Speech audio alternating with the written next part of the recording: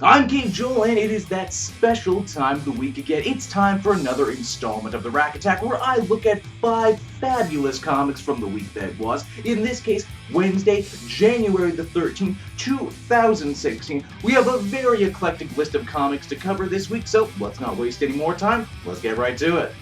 Starting the attack off right this week, we have my pick for most improved comic of 2015. That's right, we're talking New Suicide Squad, issue number 16. Wow, what an ending this was. I respect any comic writer who can finish their run with a bang, let alone a really dour bang. That's totally what New Suicide Squad number 16 was. Now that they finally have their clearance, Amanda Waller and the rest of Task Force X are ready to reclaim Belle Reve Prison from the slimy Vic Sage as well as the backstabbing Black Manta. And you know what? They come in, they fight their way past a riot, and they win. And that's the end of it. Some of you might think that doesn't sound interesting, but it plays into this much bigger theme of the squad themselves being such small cogs in a much greater, much more evil machine than themselves. Moral complexity is one of the big reasons that I've always been drawn to the Suicide Squad, and one of the reasons why I really liked this run here near the end. The big theme of this storyline, of this entire run in general, is that the truly bad people of the world never get punished. Floyd Lawton, Deadshot, also gives quite possibly one of the greatest speeches his character has ever given in anything, maybe of all time, when he talks about that while the squad themselves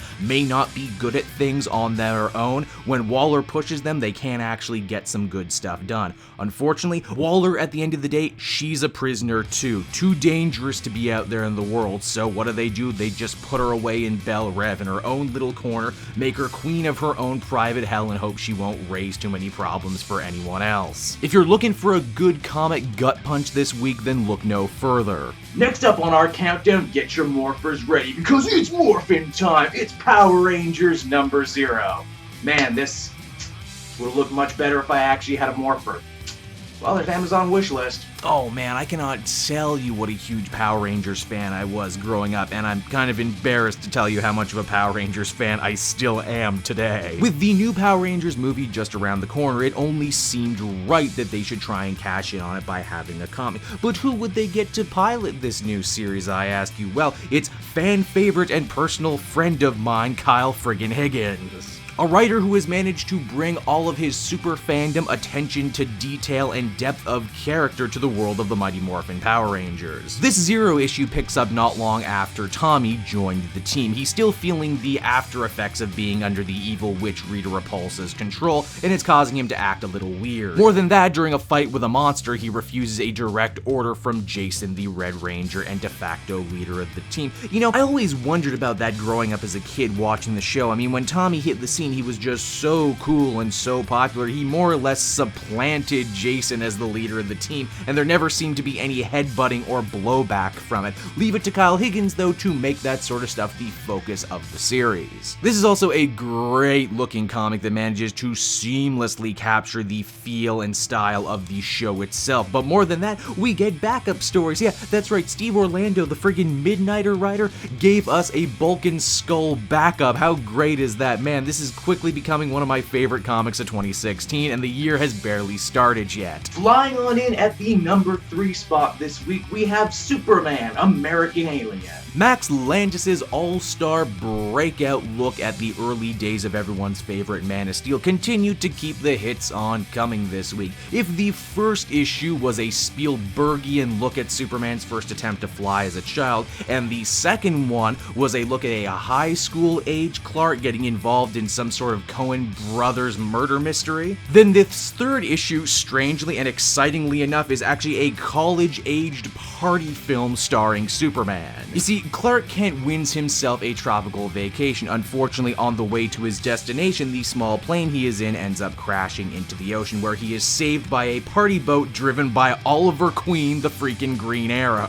A man who we all know is legendary for his booze cruises, but this party is not for the man who will be Green Arrow, not even for Victor Zsasz and his wife who show up as background characters. No, this is a special seafaring birthday party for Bruce Wayne, a man too cool to show up, up. And, you know, he's also training with Ra's al Ghul to be a ninja and a vigilante and all that other stuff. But the long and short of the story is everyone wants to party so hard, they just find a good-looking dude with black hair, in this case being Clark, and assume, nah, you're probably Bruce Wayne. So what we essentially have here is Clark Kent getting to be king for the day, getting to indulge in all these sex, booze, and what have you that he wouldn't do in his normal life. But it's not his normal life. He's Bruce Wayne today, and he even meets a radically reimagined version of Barbara Gordon. Well, they never say her last name, but she's got red hair and she's called Barb, so I'm going to assume she's Barbara Gordon. This issue is positively crazy, positively hilarious, positively lovable, and I just thought it was a great time.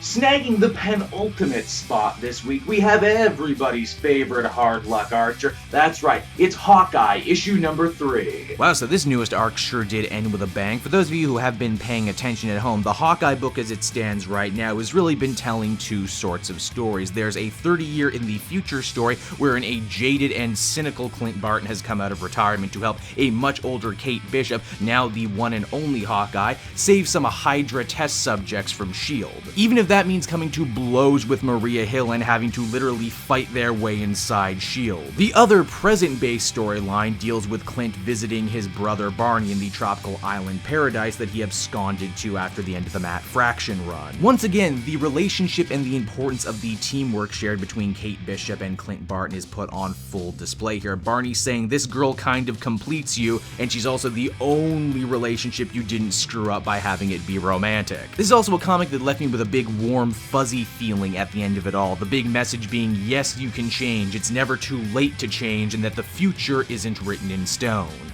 And last but most certainly not least, on this newest episode of the Rack Attack, we have Batman Superman number 28. That's right, the boys are back in town. So, after a whole last arc involving Jim Gordon, the Batmech, the depowered Superman in a fight with Vandal Savage that really had more to do with the other Superman titles and less to do with anything that was going on in Batman Superman, this newest arc, brought to us by fan favorite Tom Taylor, seeks to get things back to basics with a regular Superman and regular Batman teaming up to solve an interstellar murder. When a spacefaring giant is found dead on the moon, clutching some information that could be very important to the last son of Krypton, the only thing standing in between Batman and Superman from possibly finding another like Superman is Lobo, the main man, who, after his series got canceled, new Lobo has somehow slowly started morphing into old Lobo, which I'm sure will make a lot of people happy. This is a great start to what will surely be a great arc, and I cannot wait to see where it goes from here. Well, everybody, that will just about do it for another episode of the Rack Attack. I hope you enjoyed watching it as much as I enjoyed making it. Now, as always, in the comments section down below, I want all you Kate Joel fans to sound off. Tell me, what were some of your favorite books of the week, and what are some books you hope to see me cover in the future? And again, if you check the annotations just below this video, you will see all sorts of fun links. So until next time, everyone, I'm Cape Joel, and I will see you around.